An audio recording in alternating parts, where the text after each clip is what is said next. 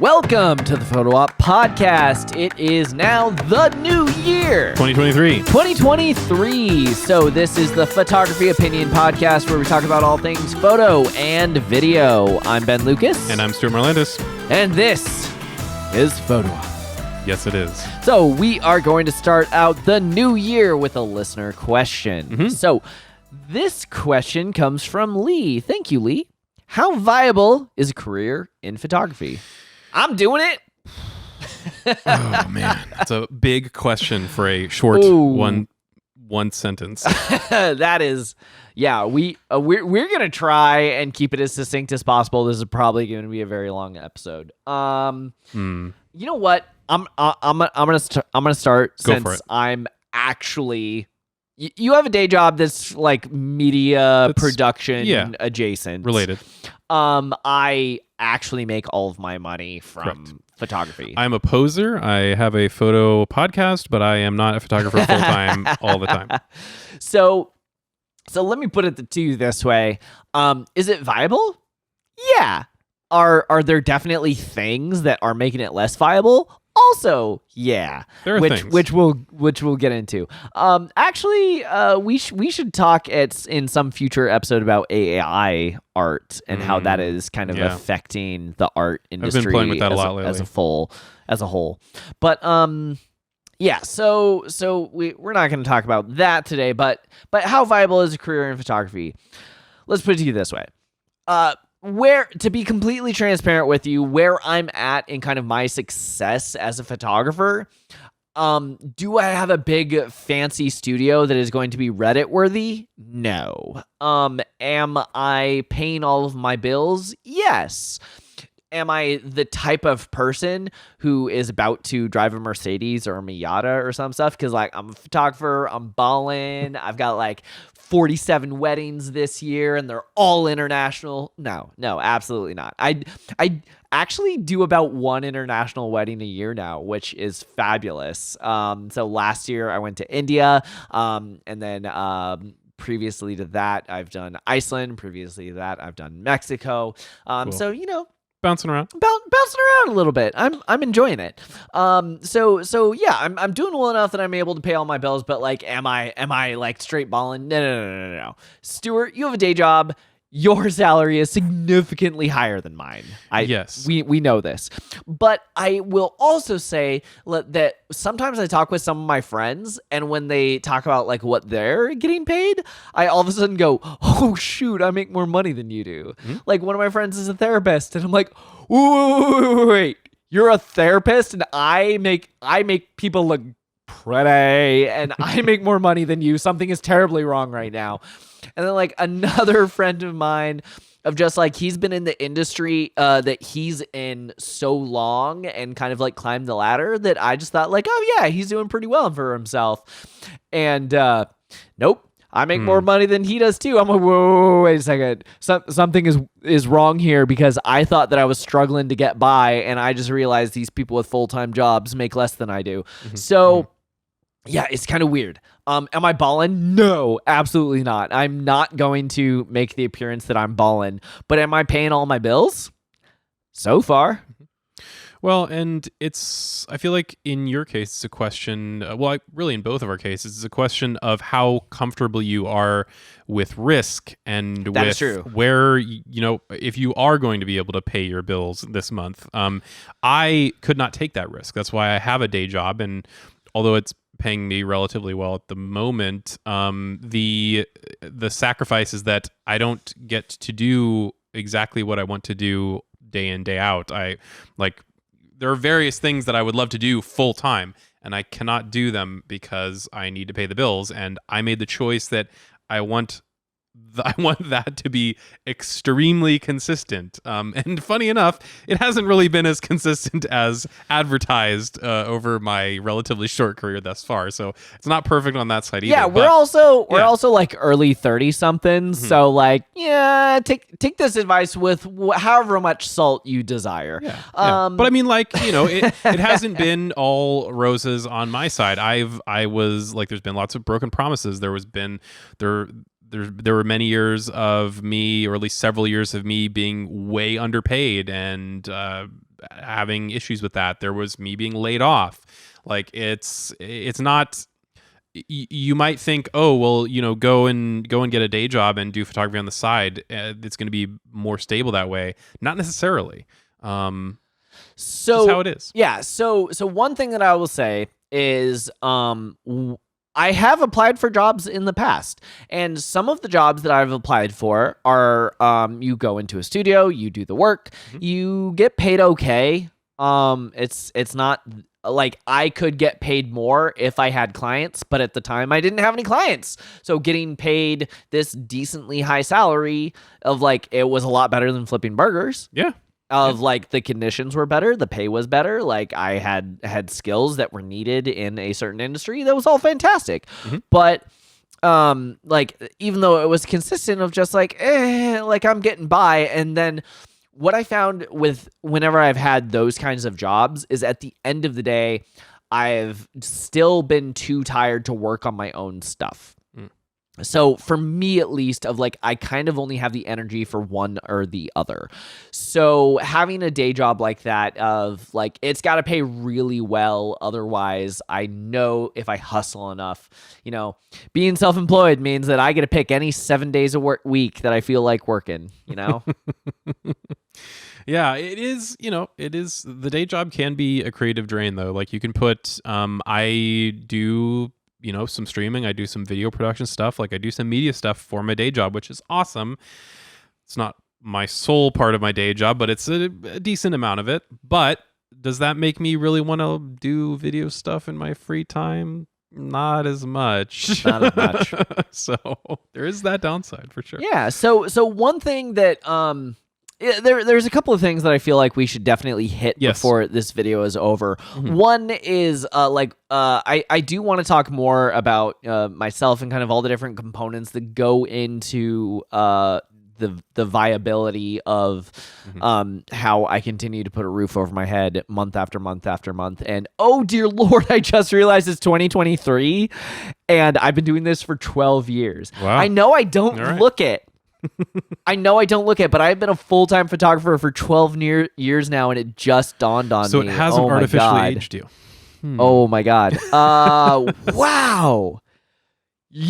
I'm sorry. You guys are seeing this. I've been putting on my resume a little while. I'm like, 10 plus years experience or whatever, because I like hit that 10 plus year mark. And it was funny because my dad was saying like, I have like 49 years of experience. I'm like, Dad, don't tell people that. That says you are so incredibly old. Someday. Yeah, so I've been doing this for a while.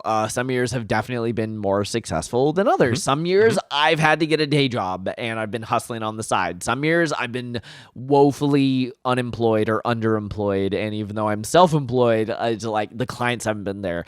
And some years, like if you listen to our last episode where we did our year-end recap, I've been busy as all heck. I haven't had any time off in like 5 months.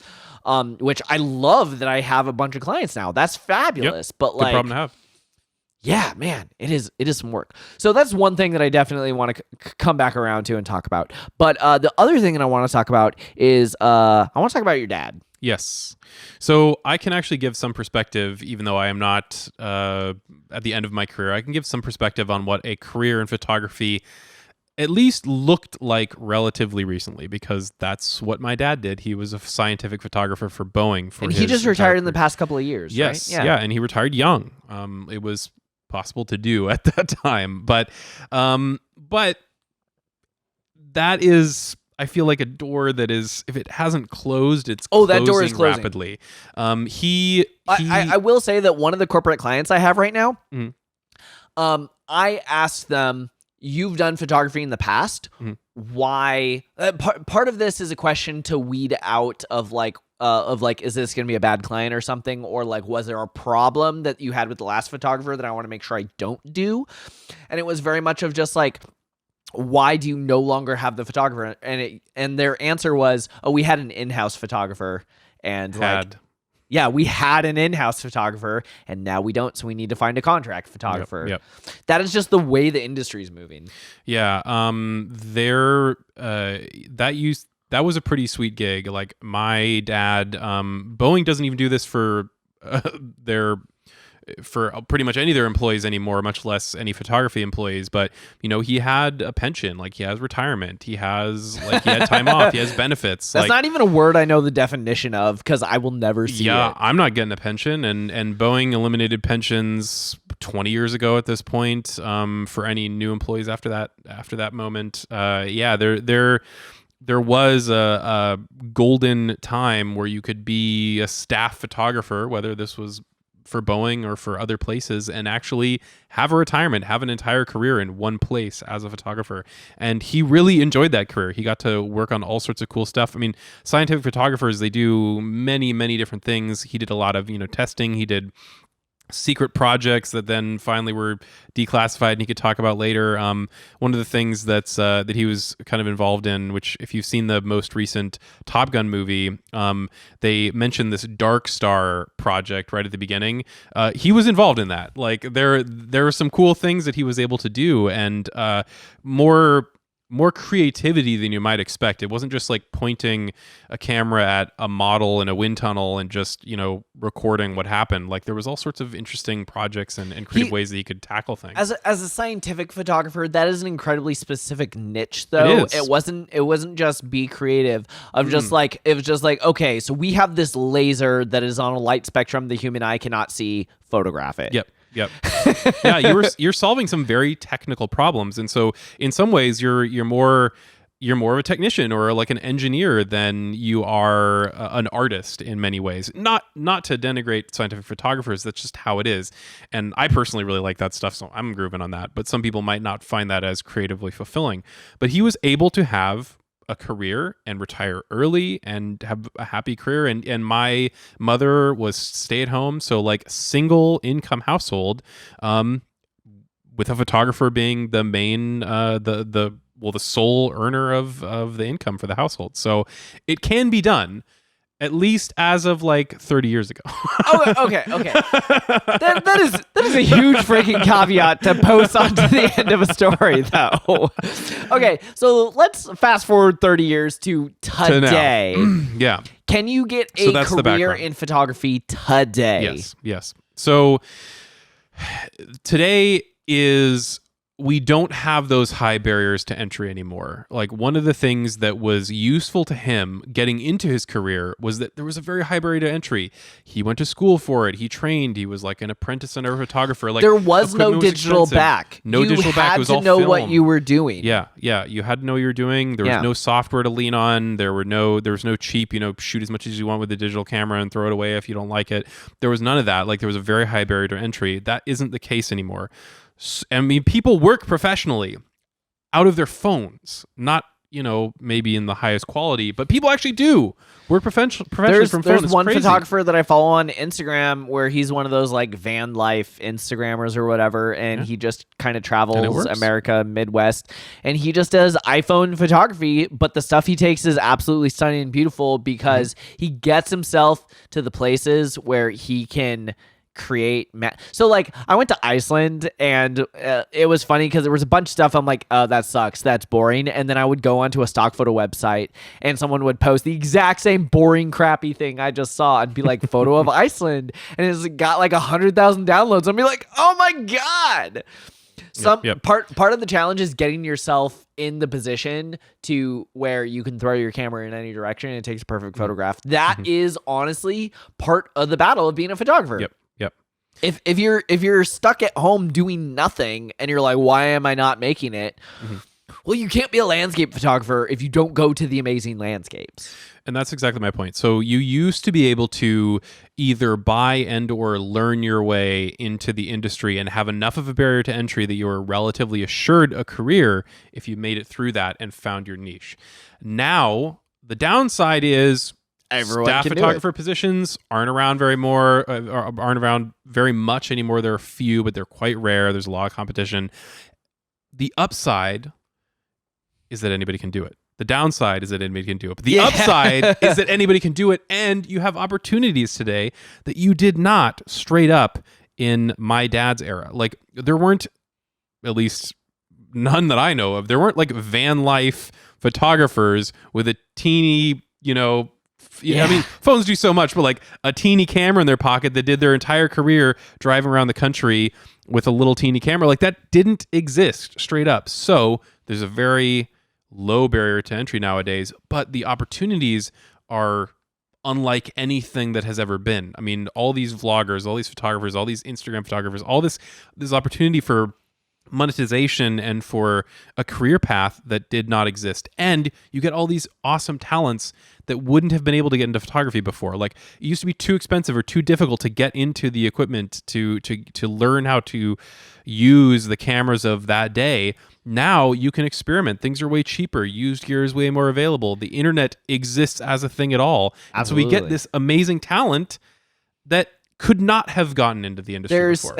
So there's this Hallmark-esque Christmas movie on Netflix called The Holiday Calendar. Have you seen this movie? I have not. You have not? Okay. So go watch it. So she is a photographer, and her childhood friend, they're in love and they end up together, but like you kind of knew that from the poster. That's not really a spoiler. Mm-hmm. He's also a photographer. And so they're both photographers, and it's this cute little thing. And at the beginning of the movie, she's like, "Oh my God, you got home." And he's like, "Yeah, I did all these things." And then she says something and he just kind of stares at her and like, "Did you not read my blog?" She's like, I looked at the pictures. And spoiler alert, like stop watching and go watch that right now. I'm gonna give this like 5 seconds or so. Go watch the movie. 3, 2, 1. Cool. He's like, "Actually, I'm fucking rich." Did you not read my blog? I'm like a big deal in the photography influencer world. She's like, "Oh, how did you afford the down payment?" He's like, "I didn't. I'm not renting. I didn't just do a down payment. I bought the whole thing in cash because I made so much money being an influencer photographer with my travel blog." And I love that that's the twist of that movie, because the whole movie, you just assume that he's a broke, starving artist, and is like, surprise, he's rich. It is crazy. I mean, I know a lot of influencers really try to downplay this, but like, the numbers out there are wild. The amount that people get for like a single ad read in a YouTube video or on TikTok or on Instagram or whatever, like incredible amounts of money flying around. Yes, it is a grind, and yes, not everybody's going to make it, but if you can make it, especially if you're consistent enough to feed the algorithm, there are some substantial financial rewards out there for those people. Which is an excellent time to say, if you'd like to financially reward us, you can join us on Patreon, patreon.com/nomcreative. We have a tip jar, and maybe by the time this episode comes out, there might be some other reward tiers. Gotta check it out. So go check that out. And back to the show, which has no sponsors, because, sponsor is us. No, so I do, sorry to cut you off there, but I do absolutely love that perspective that, yes, even though anyone getting into it and competition is higher than ever, it also means that there are opportunities that did not literally exist before. Or were for such a select few. Like, I have seen some amazing like nature photographers that you could not, that was not viable before. You had to like attach yourself and be like one of 12 Nat Geo photographers, and that was the case for like 100 plus years. And now anyone can do it. Anybody can do submit. it. Yeah.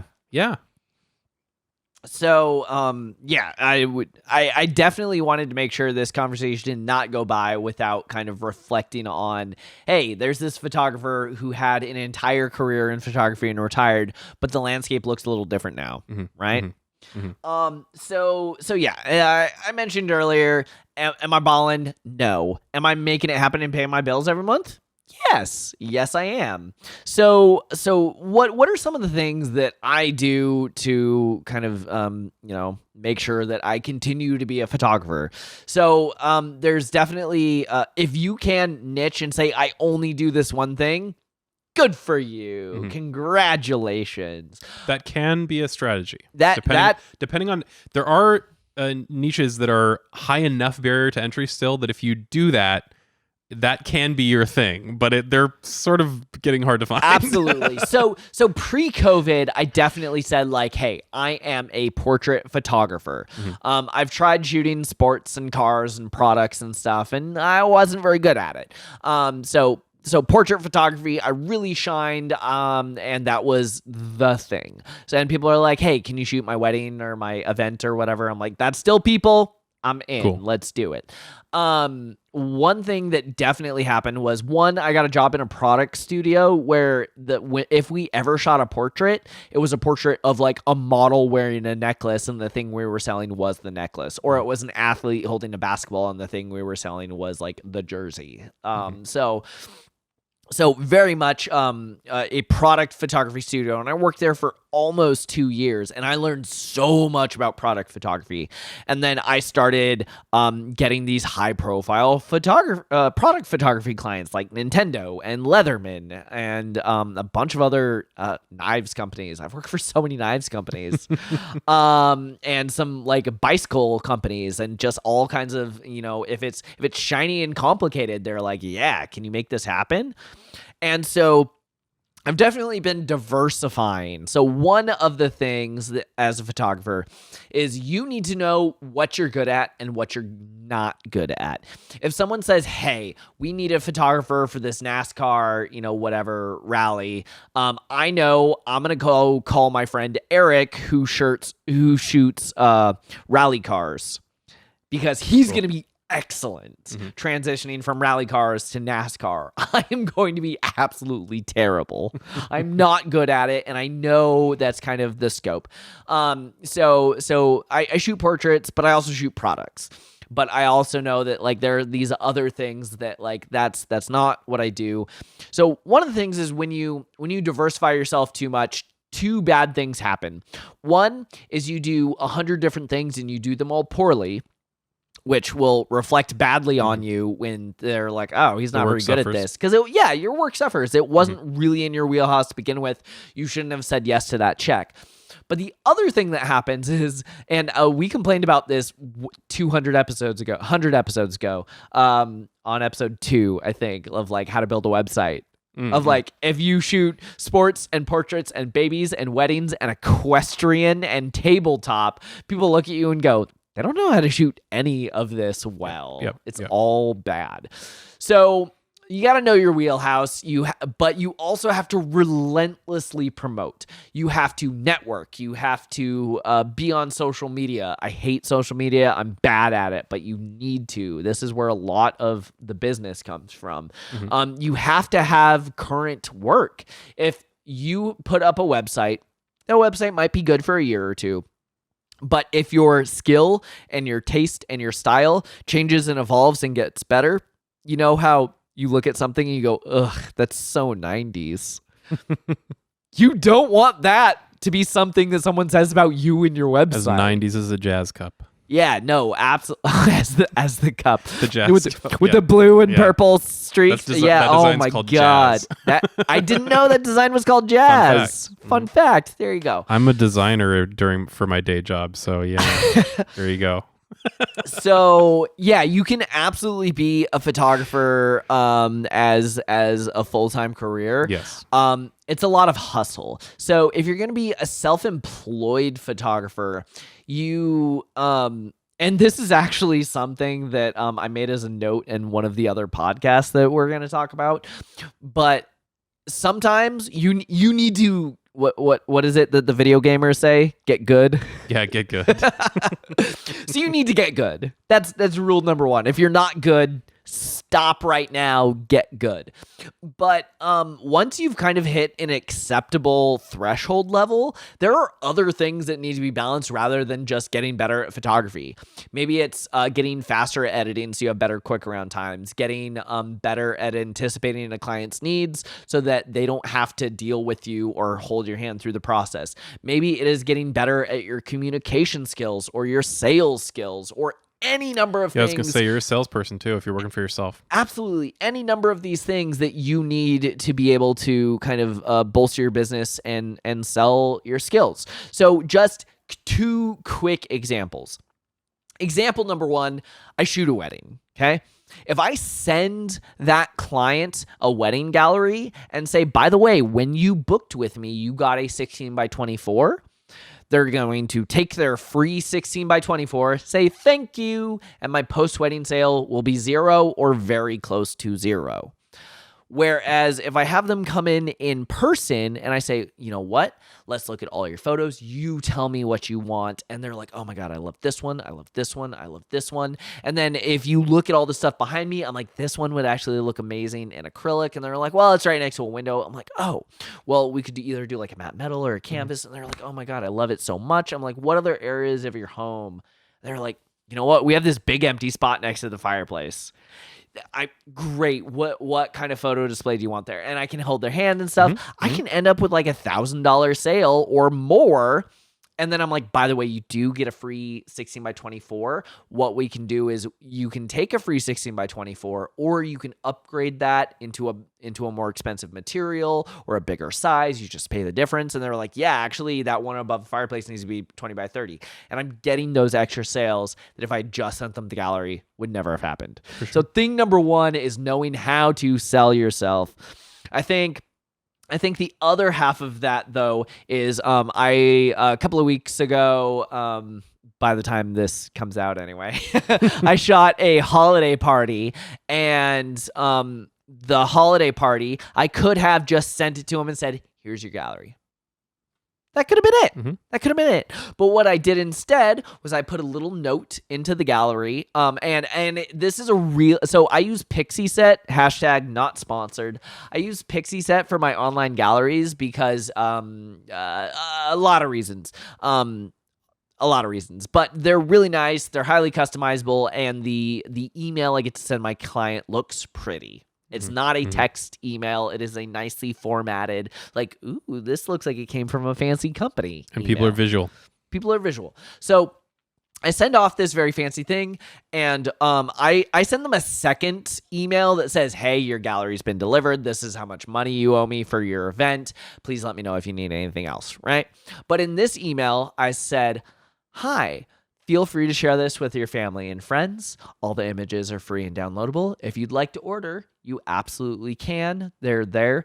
If you need anything else or would like to hire me for future events, please keep me in mind. Thank you so much. And then my signature has my email and my phone number. Literally not more than like 2 hours after I send that out, I get a text being like, hey, are you available? I'm like, yeah, I am. They're like, great. We don't know how many hours what's your rate? Cool. We don't know how many hours we need yet, but we're going to hire you. Like I got work 2 hours after I sent that email out. And that's the thing that if you're just like, oh, here's your stuff, it's just that little bit extra that really, really helps. So you got to learn sales. You got to hustle. You got to promote yourself. You have to get good. You have to both focus and diversify, which seems completely contrarian. But yeah, if you hit it and you hustle, you can make work. For sure. Is a career in photography viable? Yes. It is a lot more difficult than it was in your dad's day. Yeah. I'll put it that way. Is it easy? No. Is it viable? Yeah. I'll before we close up this episode, I will add in just kind of one more little tidbit here. Stuart, you get paid. Let's just say you get paid on the 1st. I don't know what actual day of the month it is, right? It's the last day of the month, but close enough. Yeah, the day before. Yeah, okay, 31st then. So you get paid 31st, 31st, 31st, 30th, 31st, 31st, right? And you get that check every month. Yep. There are going to be some months where I make $0. And here's the thing. I'm working my butt off, but they already paid me either 3 months ago, the balance for the wedding or whatever, or it's a corporation and they're not paying me until net 30 after I deliver. So I could be working my butt off 60 hours a week and make $0. And the thing is, all of that money either already got made or will be paid next week type thing. So there is just a whole different kind of mentality and strategy and things you have to do when you're self-employed. You have to be okay with that. Where you kind of think about your budgeting of like, do I have enough to get to my next paycheck? Yeah. Right? Yeah.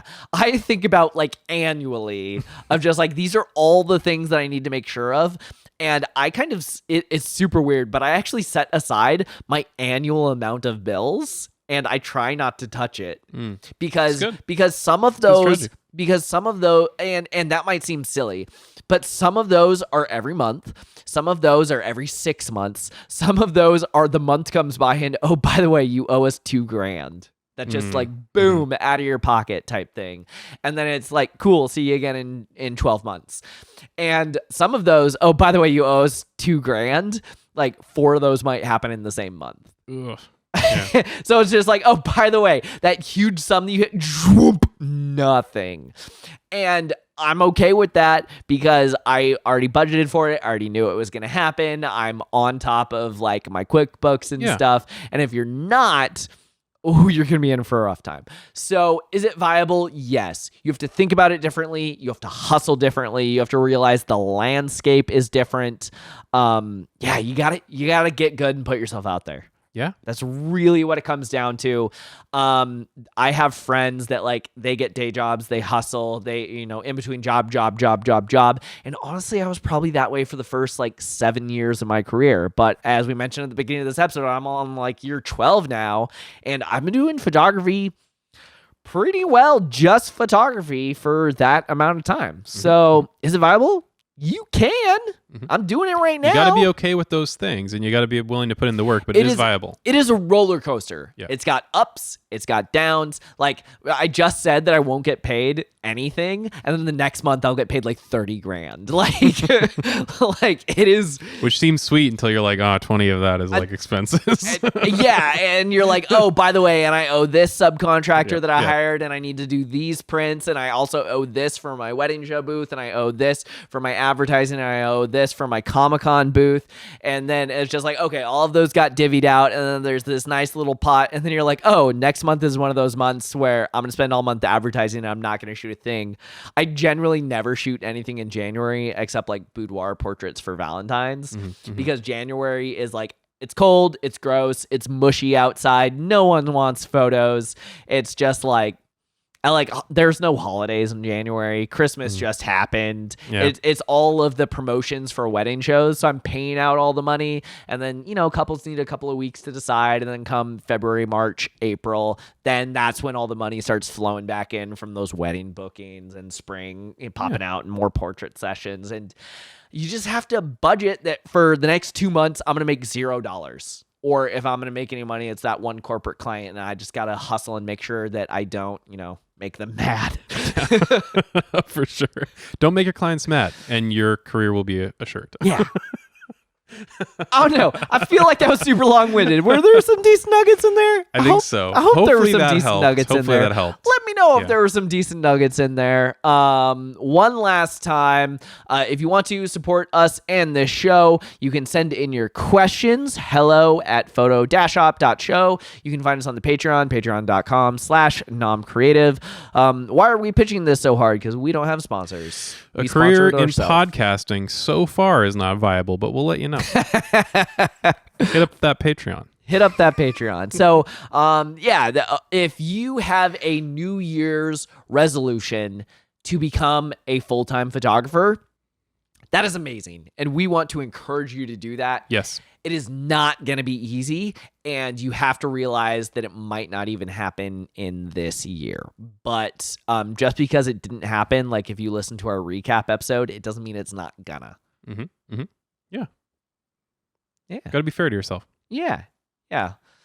So I think that is it for this week.